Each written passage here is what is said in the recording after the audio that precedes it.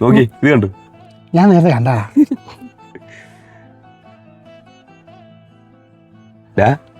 ദേ 1:30 വരുന്നു. വിളി വിളി വിളി വിളി നോക്കി വിടാം.